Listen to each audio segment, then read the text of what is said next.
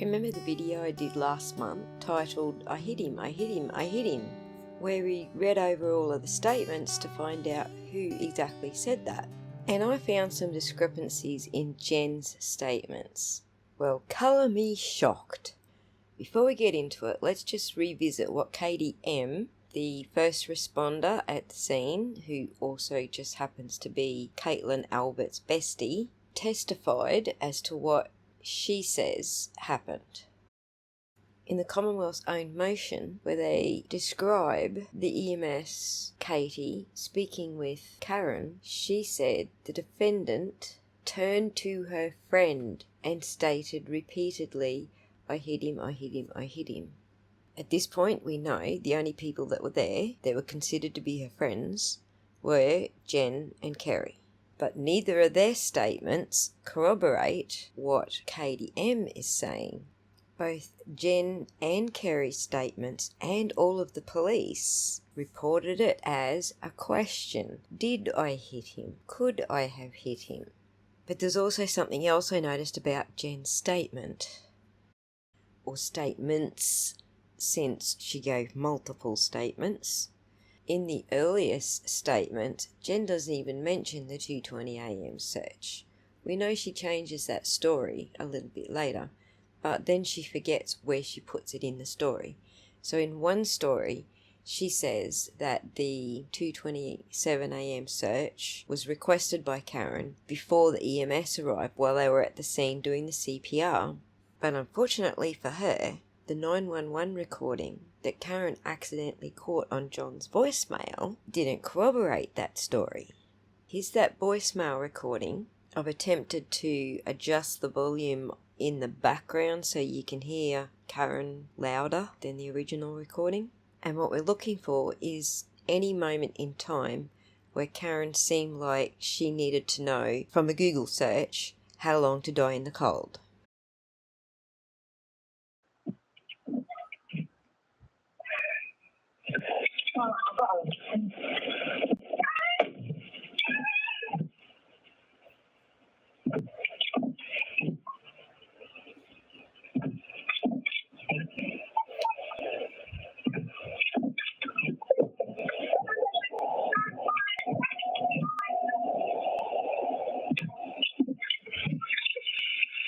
Yes, I need someone to take 34th Yearby Road in Canton, Mass. There's a man passed out in the snow.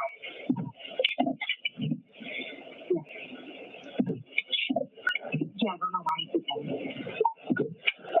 I think he's dead.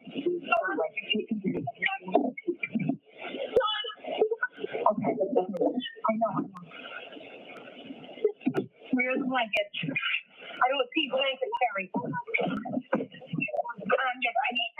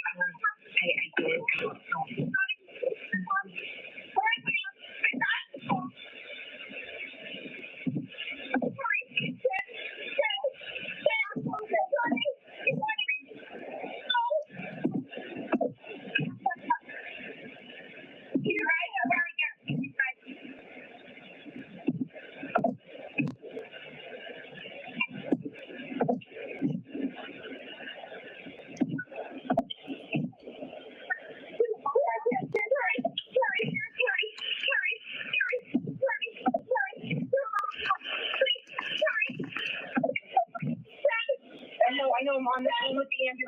I know, honey, I know.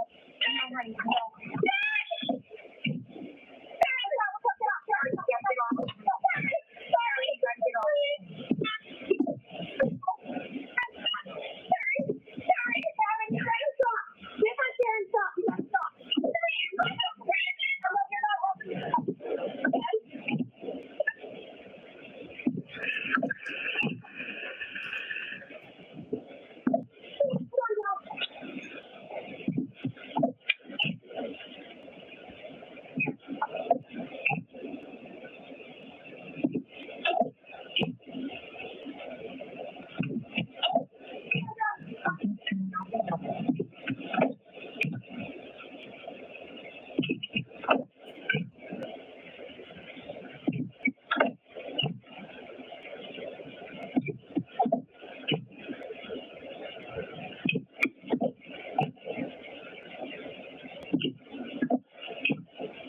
So, even the inaudible utterances were never long enough to get the sentence out, "Jen, quick, Google how long to die in the cold."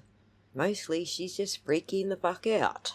And to be honest, I don't know how Jen just sat there in the car not freaking out. Anyway, the point is, it was this very audio that made Jen have to change her story again. This time, she says, it was after the police sent Karen away to sit in the car that she said a prayer to God, and then Karen started screaming to Google how long to die in the cold. So in this manner, Jen becomes the proverbial Barry Morphew. Remember how all those times Barry didn't actually have to explain anything to the police at all? But every time they came up with a new piece of evidence that disproved something he had already said or done or knew was going to be in his phone data, he came up with a new story to cover his ass. And that, my friends, is why Jennifer McCabe has like so many different statements, different things she said to police at different times, things that she never mentioned at first, but then she remembered later because, oh, shock, some other piece of evidence came up to disprove her. And let's not forget the ever-popular 26 butt dolls in half an hour. Oh, guess who it is? It's your butt. Hey, butt. Oh, okay, I'll tell him. Your butt says to get rid of that phone you're sitting on and get one of these. It's a BlackBerry that flips closed, so no more butt dialing. Yay! Yay! My butt just hung up on you. Sorry.